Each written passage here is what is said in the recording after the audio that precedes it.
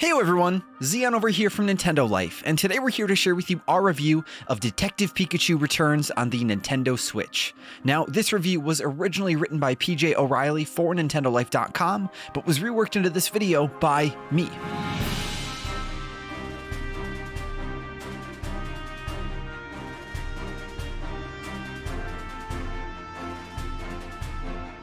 It's hard to believe it's been over 7 years since we got our first cup of the wisecracking, coffee-addicted Detective Pikachu on 3DS. And in the time since, the gruff private investigator has gone on to star in his very own big screen adaptation, voiced by the one and only Ryan Reynolds. The first game introduced us to a consistently amusing take on the classic Pikachu character alongside his likable pal, Tim Goodman, wherein the pair used their investigative skills to unravel a mystery surrounding a drug which was causing Pokemon to fly into violent rages. There was also an overarching plot which saw the sleuths attempting to find Tim's missing dad, Harry Goodman. Now, as a direct sequel, Detective Pikachu Returns immediately picks up on its predecessor's most important loose ends, and sees the pair continue their search for Tim's dad. But now, Pikachu and Tim are celebrities of sorts in Rhyme City, after the events of the first game. And if you didn't happen to play through that original adventure, or forgot sort of what happened during that time,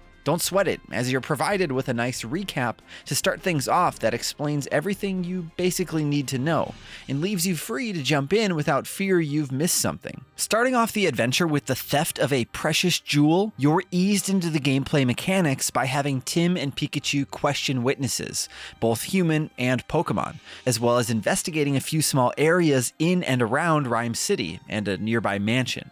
If you played the first game, you'll feel right at home as the sequel employs the same mixture of simple multiple choice questioning, close-up examination of scenes in order to pick up clues, and plenty of entertaining conversations with a whole bunch of Pokemon that franchise fans are sure to enjoy bumping into. Without giving away too much of what follows in terms of the core story, it's not long before the simple story threads begin to unravel into a much bigger and more exciting mystery involving all manner of shady going-ons, with attempts being made to drive a wedge between humans and their Pocket Monster pals alike.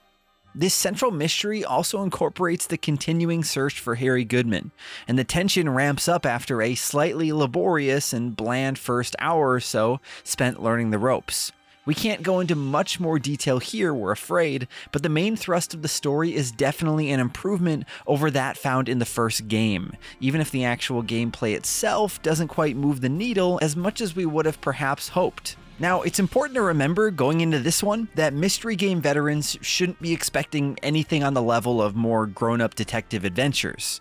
This is a game that's aimed squarely at younger players, and as such, it's entirely unchallenging for the majority of its duration. If you're looking to have your brain taxed by clever whodunit conundrums, we suggest you look elsewhere, as the puzzles and detective work offered here are designed so that kids should have little issue overcoming them. But that's not to say there's nothing to enjoy in Detective Pikachu Returns if you are an older Pokemon fan, though. The biggest strength of this spin-off series is that it caters to its younger audience while also providing enough comedy relief and aside to make it an enjoyable enough romp for us oldies. As you question witnesses and search various environments for clues, you'll add information to Tim's notebook, which you'll then be prompted to visit when enough intel has been gathered. Here you have to connect the dots and choose the correct answer from a multitude of choices in order to further your investigation. Just as in the first game, there's no fail state to fret over either, so if you choose the wrong answer, you can guess again until you get it right. And this level of breeziness extends to other aspects of the experience as well. Branching out from this though, Detective Pikachu Returns introduces a bunch of one-off mechanics and minigames as the mystery deepens, and you're whisked off to a few more exciting locations. Over time, you'll get to ride around on various Pokemon as Pikachu, complete a bunch of quick-time event sections, use X-ray vision to spy through walls, and plenty more besides. These switch-ups in gameplay are welcome additions that really do help remedy the repetition and retracing of steps that makes up quite a bit of the core of this adventure. As much as we did find the main story more exciting this time around, and the game does a reasonable job of introducing new fun areas to explore, there's no denying that, just as with the first outing, there's a lot of repetition involved. There's no getting around it. The setup is such that retracing your steps and asking a lot of questions is the order of the day. You'll also likely find yourself coming across solutions to puzzles and events you've already guessed the outcome to before you're actually allowed to interact with anything, or to be able to draw a line under that particular line of inquiry. Again, the game's aimed at younger players, so this is all to be expected really, and it's not something we feel the need to mark it down for. If you're bored or finding things too easy, it's most likely because you're just not the intended audience. So aside from the repetition inherent in its core gameplay, and the underwhelming nature of most of its fetch quest side activities, the biggest issue we have personally with Returns is that it all looks unforgivably drab. Making the leap onto Switch means you lose out on the fun of the 3DS's dual screen setup, but we were okay with this when we considered just how much better looking this adventure could be. But unfortunately, while there are fewer jagged edges involved and everything runs fairly nice and smooth, it just doesn't feel like enough effort was made to really make characters or environments pop with color or detail. This could easily be mistaken for a game you'd play on your phone, which is a bit of a shame as it really could have made a huge difference had it looked as good as, say, new Pokemon Snap. We would have even loved to see the same sort of gritty style that the movie deployed here used instead. But alas, what we've ended up with is just a bit sterile. With graphical disappointments and repetition aside though, what we've got overall does match up to its predecessor in giving us a unique take on a beloved character alongside a sweet, sometimes emotional story that highlights the importance of the bond between human and Pokemon. It also serves up enough excitement, jokes, and silliness on the part of Pikachu that it's hard not to find yourself enjoying the ride, regardless of your age or your detective skills.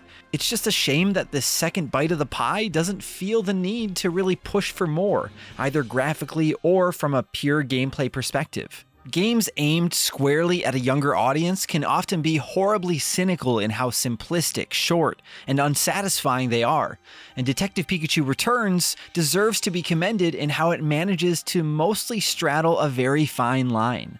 It delivers a charming experience that kids can easily whip through on their own, while also providing a level of quality in its writing, characterization, and gameplay that makes for a properly entertaining romp, and an adventure that's a hoot for parents looking to dig in and spend some time gaming with their kids.